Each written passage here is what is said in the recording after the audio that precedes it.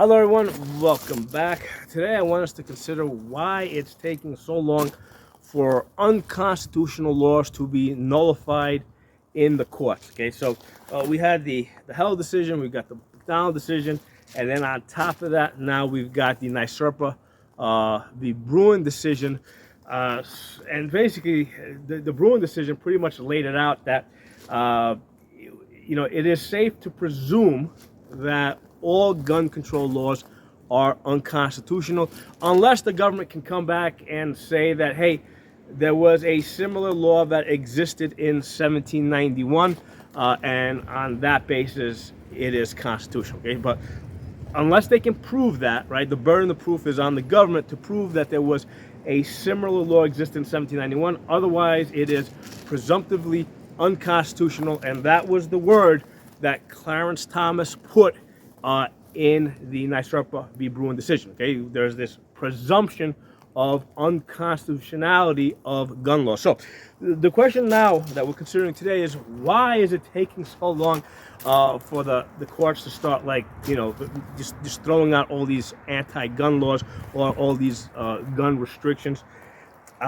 So here's the thing: that first of all, as far as the Supreme Court, it does not have any enforcement powers. Okay, so the Supreme Court depends on the lower courts to enforce their opinions, right? And my thinking is that if the Supreme Court comes in too hard, too heavy, seems to completely disrespect the lower courts and the judges on the lower courts, basically they're just going to fold their hands and basically just refuse to do their job. Okay, so I think that is one of the things that the Supreme Court is trying to balance out, how to kind of coax these lower courts along, given that they don't have any true enforcement powers. Okay, so that's the first issue that we're running into. Okay, now the second issue, when we look at the lower courts now, what I think is happening is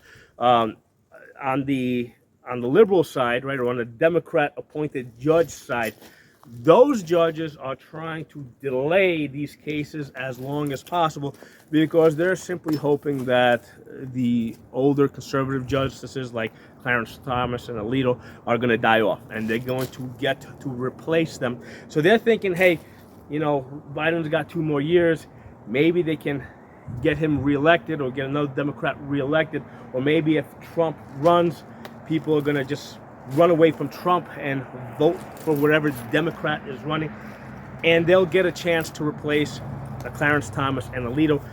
That's the line of thinking of the Democrat-appointed judges. They're going to slow this down and delay it as much as possible. But aside from that, there's also, on the conservative side or the constitutionalist side, those judges also seem to be going really, really slow. Okay, case in point is Judge Benitez in California.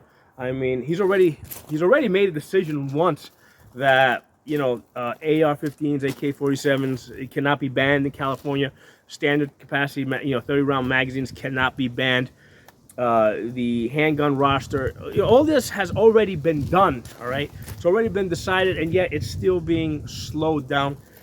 In many cases by constitutionalist, originalist judges. Why are they doing that? Right? So that's the kind of thing that I wanted to put out there. I wanted us to consider. Okay. So for one thing, when we're looking at these constitutionalist, originalist judges, they're not trying to give us the decisions that we want. They're trying to basically be constitutional, right?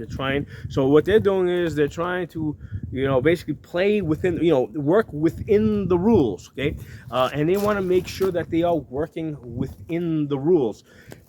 By contrast, the Democrat judges are activists, okay? So they don't care about working within the rules. If they get a majority, they're not going to even put much thought into it. They're going to immediately reverse pro-gun, decisions. Okay, whereas the conservative judges, constitutionalist judges, they're not so much interested in protecting our gun rights as I see it. They're more interested in protecting the Constitution and the original intent, and they want to make sure that they're following the original intent. So on the left side here with the Democrats, they're going at a much faster speed because they're okay with just pulling decisions out of their asses, whereas the conservative judges, they're going a lot slower because they specifically don't want to pull decisions out of their asses. They want to make sure that they're doing it the right way. Okay, so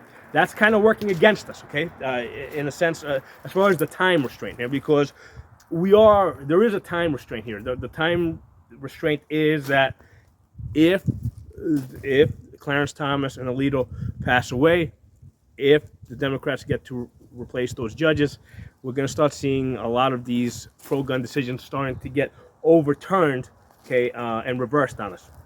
So now the other thing that's happening, okay, is with a lot of these conservative judges, they see the law as kind of like poetry, artwork. Okay, so if you notice, like a lot of the words that, for example, if you read Clarence Thomas's decision, he was very careful which words he used, and the words kind of flow.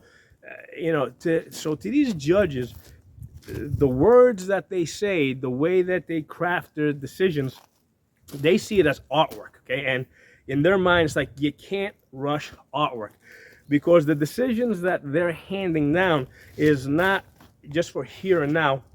They basically are trying to establish their place in history. Okay, so the same way like these judges now are looking back to like the decisions of Judge John Jay and Marshall and a lot of these older long gone judges.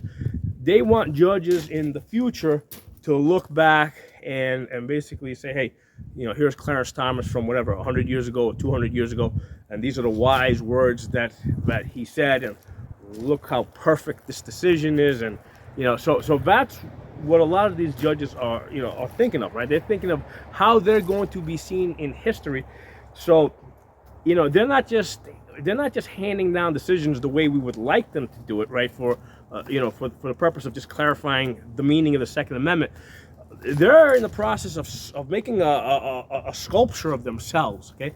And they're thinking ahead to how people down the road in the future, 100 years from now, 200 years from now, when they're reading back and they're looking at the decisions that they authored, how marvelous it's going to be, and how artistic and how beautiful and how poetically it flows, okay?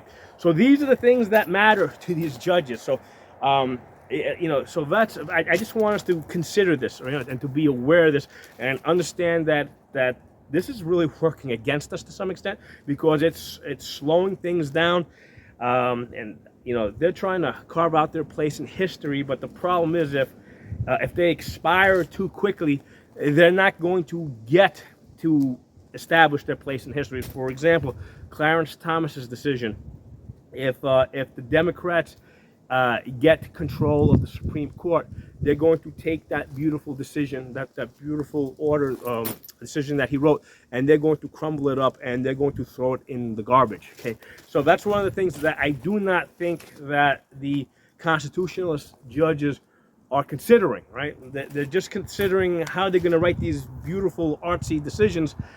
They're not considering that they got to get them done. They're not considering that they got to get them done fast, so that they'll actually have a time to stick.